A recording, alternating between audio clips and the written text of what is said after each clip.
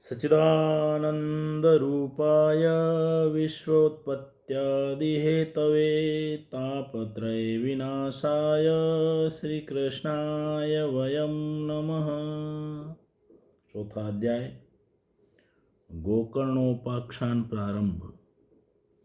सूत जी कहते हैं, मुनिवर, उस समय अपने भक्तों के चित्त में अलौकिक भक्ति का प्रादुर्भाव हुआ। देख, भक्त वत्सल श्री भगवान अपना धाम छोड़कर वहाँ पधारे। उनके गले में वनमाला शोभा पा रही थी। श्री अंग सजल जलधर के समान श्याम वर्ण था। उस पर मनोहर पीताम्बर सुशोभित था। कटी प्रदेश करधनी की लड़ियों से सज्जित था। सिर पर मुकुट की लटक और कानों में कुंडलों की झलक देखते ही बनती थी। वे त्रिभंग ललित भाव से खड़े हुए चित्त को चुराए लेते थे। वक्षस्थल पर कौस्तुभ मणि दमक रही थी। सारा श्रीअंग हरि चंदन से चर्चित था।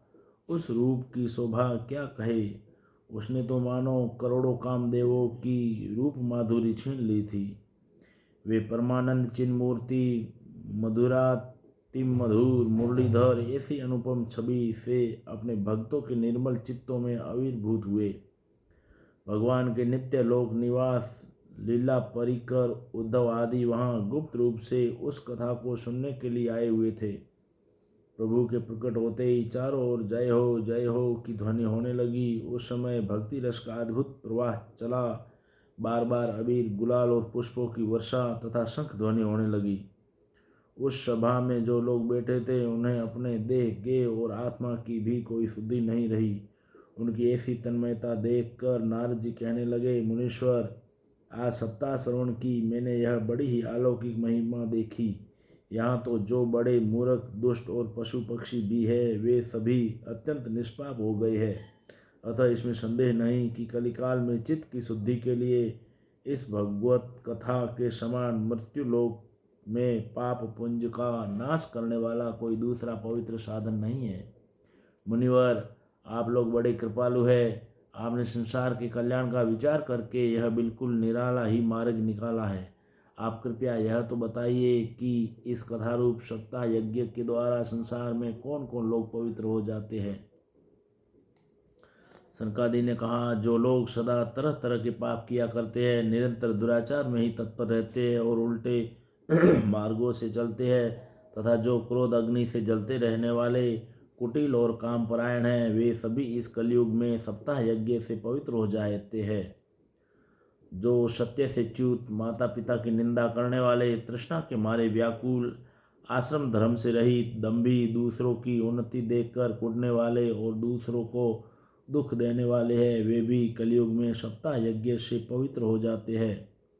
जो मदिरापान, ब्रह्महत्या, सुवर्ण की चोरी, गुरु स्त्री गमन और विश्वासघात, ये 5 महापाप करने वाले, छल छद्म परायण, क्रूर, पिशाचों में समान निर्दयी, ब्राह्मणों के धन से पुष्ट होने वाले और व्यभिचारी है, वे भी कलयुग में सप्ताह यज्ञ से पवित्र हो जाते हैं। जो दुष्ट आग्रहपूर्वक सर्वदा मन, वाणी या शरीर से पाप करते रहते हैं, दूसरे के धन से ही पुष्ट होते हैं तथा मलिन मन और दुष्ट हृदय वाले हैं, वे भी कलयुग में सप्ताह यज्ञ से पवित्र हो जाते हैं।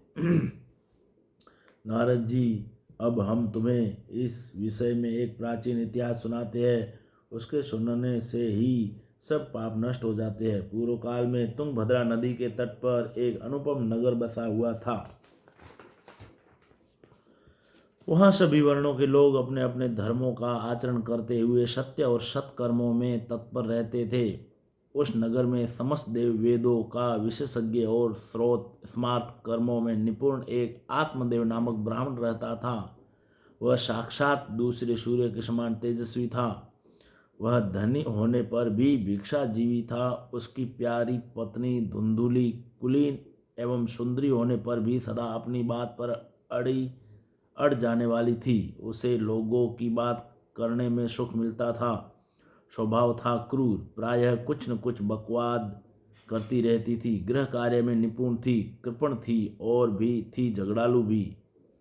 इस प्रकार ब्राह्मण दंपति प्रेम से अपने घर में रहते और विहार करते थे। उनके पास अर्थ और भोग विलास की सामग्री बहुत थी। घर द्वार भी सुंदर थे, परंतु उससे उन्हें सुख नहीं था। जब अवस्था बहुत ढल गई तब उन्होंने संतान के लिए तरह तरह के पुण्य कार्य आरंभ किए और वे दीन दुखियों को गऊ, पृथ्वी, सुवर्ण और वस्त्र आदि दान करने लगे। इस प्रकार धर्म मार्ग में उन्होंने अपना आधा धन समाप्त कर दिया, तो भी उन्हें पुत्र या पुत्री किसी का भी मुख देखने को न मिला। इसलिए अब वह ब्राह्मण बहुत ही चिंतातुर रहने लगा। एक दिन वह ब्राह्मण देवता बहुत दुखी होकर घर से निकलकर वन को चल दिया। दोपहर के समय उसे प्यास लगी, इसलिए वह एक तालाब पर आया। संतान के अभाव के दुख ने उसके शरीर को बहुत सुखा दिया था, इसलिए थक जाने के कारण जल पीकर वह वहीं बैठ गया। 2 घड़ी बीतने पर वहाँ एक सन्यासी महात्मा आए। जब ब्राह्मण देवता ने देखा कि वे जल पी चुके, तब वह उनके पास गया और चरणों में नमस्कार करने के बाद सामने खड़े होकर लंबी लंबी सांसें लेने लगा। सन्यासी ने पूछा, कहो ब्राह्मण देवता, रोते क्यों हो? ऐसी तुम्हें क्या भारी चिंता है? तुम जल्दी ही मुझे अपने दुख का कारण बताओ। ब्राह्मण ने कहा, महाराज, मैं अपने पूर्व जन्म के पापों से संचित दुख का क्या वर्णन करूं? अब मेरे पितर मेरे द्वारा दी हुई जलांजलि के जल को अपनी चिंता जनित सांस से कुछ गर्म करके पीते हैं। देवता और ब्राह्मण मेरा दिया हुआ प्रसन्न मन से स्वीकार नहीं करते। संतान के लिए मैं इतना दुखी हो गया हूँ कि मुझे सब सूना ही सूना दिखाई देता है। मैं प्राण त्यागने के लिए यहाँ आया हूँ। संतानहीन जीवन को धिक्कार है, संतानहीन ग्रह को धिक्कार है, संतानहीन धन को धिक्कार है और संतानहीन कुल को धिक्कार है। मैं जिस गाय को पालता हूँ वह भी सर्वथा बांझ हो जाती है। जो पेड़ लगाता हूँ उस पर भी फल फूल नहीं लगते।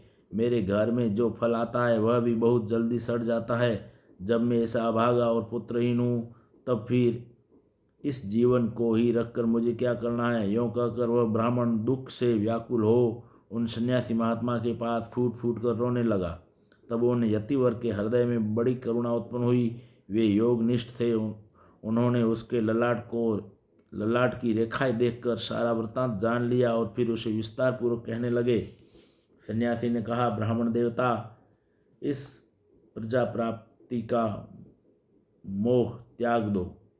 कर्म की गति प्रबल है। विवेक का आश्रय लेकर संसार की वासना छोड़ दो।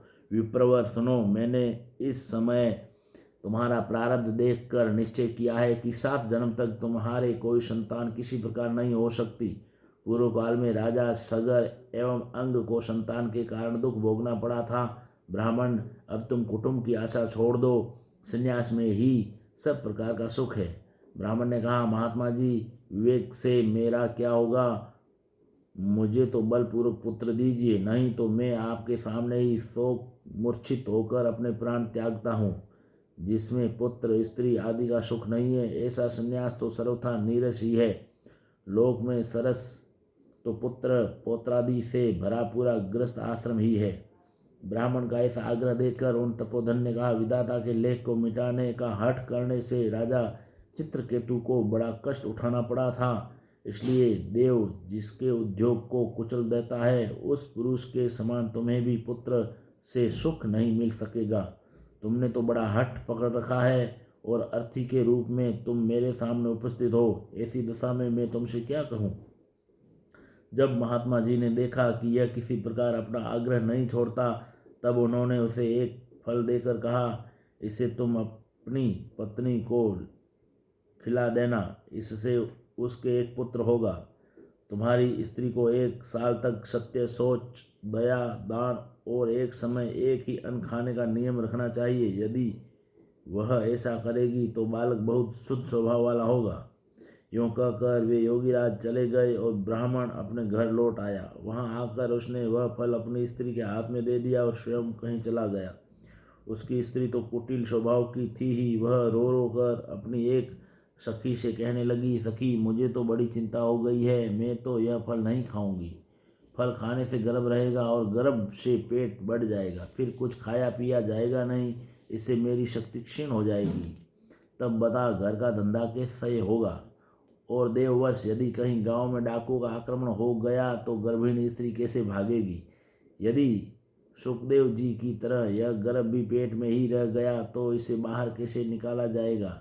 और कई प्रवेश काल के समय यह टेढ़ा हो गया तो फिर प्राणों से ही हाथ धोना पड़ेगा। यूं भी प्रसव के समय बड़ी भयंकर पीड़ा होती है। मैं सुकुमारी भला यह सब कैसे सह सकूंगी। मैं जब दुर्बल पड़ जाऊंगी तब ननद रानी आकर घर का सब माल मता समेट ले जाएगी और मुझसे तो सत्य शौच आदि नियमों का पालन होना भी कठिन ही जान पड़ता है।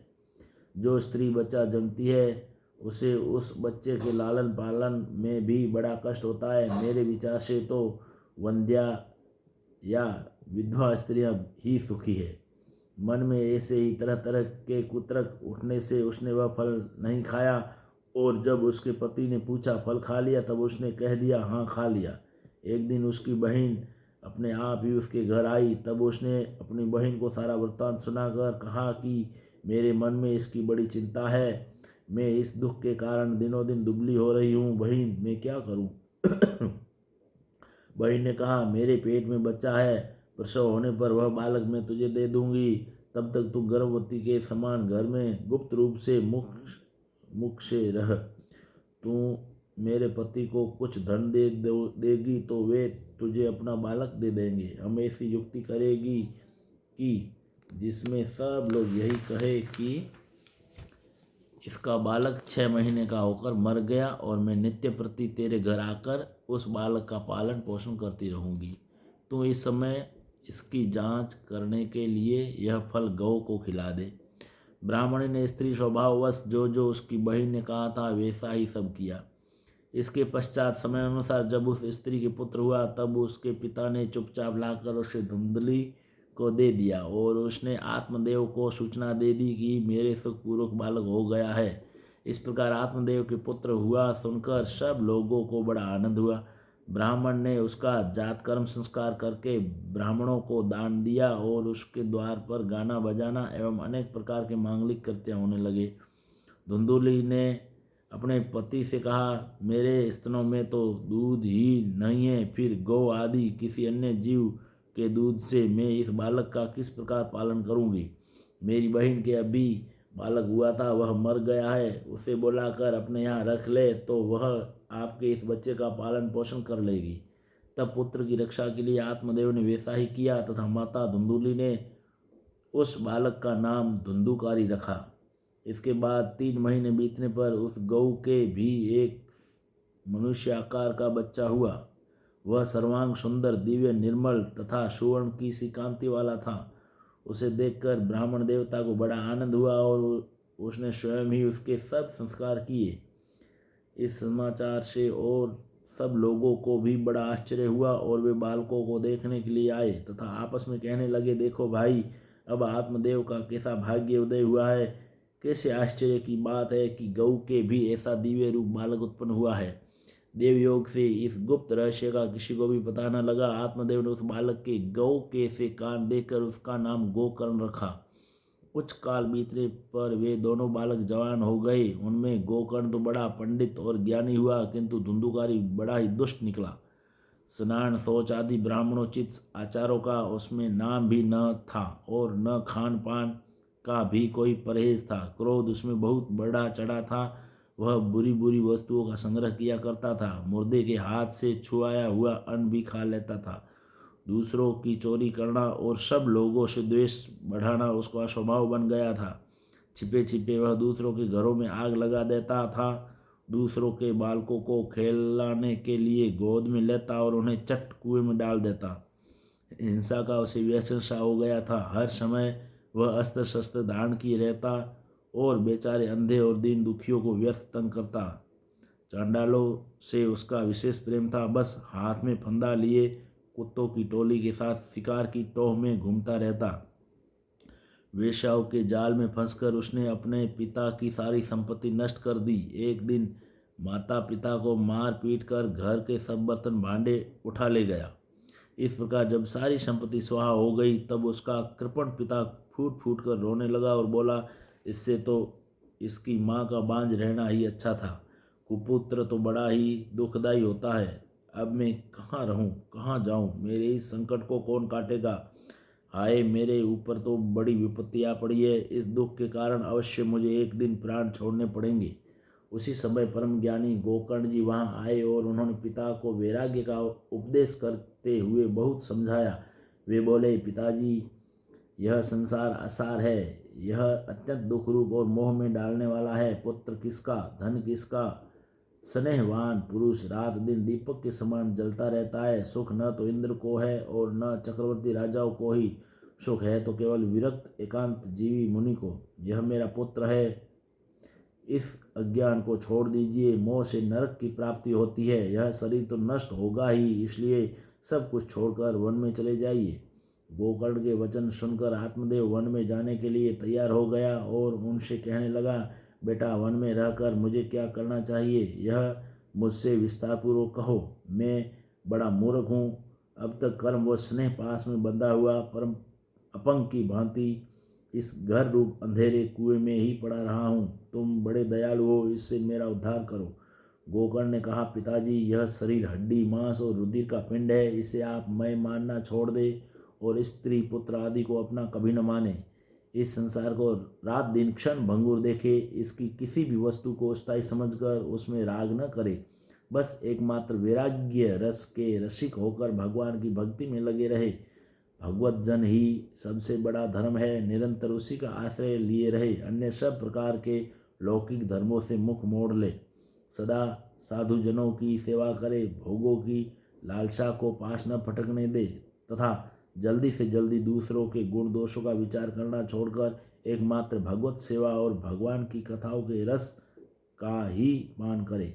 इस प्रकार पुत्र की वाणी से प्रभावित होकर आत्मदेव ने घर छोड़ दिया और वन की यात्रा की। यद्यपि उसकी आयु उस समय 60 वर्ष की हो चुकी थी, फिर भी बुद्धि में पूरी दृढ़ता थी। वह रात दिन भगवान की सेवा पूजा करने से और नियम पूर्वक भगवान के दशम स्कंद का पाठ करने से, नियम पूर्वक भागवत के दशम स्कंद का पाठ करने से उसने भगवान श्री कृष्णचंद्र को प्राप्त कर लिया। ओम श्री कृष्णाय वासुदेवाय हरे परमात्मने प्रणतः क्लेशनाशाय गोविंदाय नमो नमः।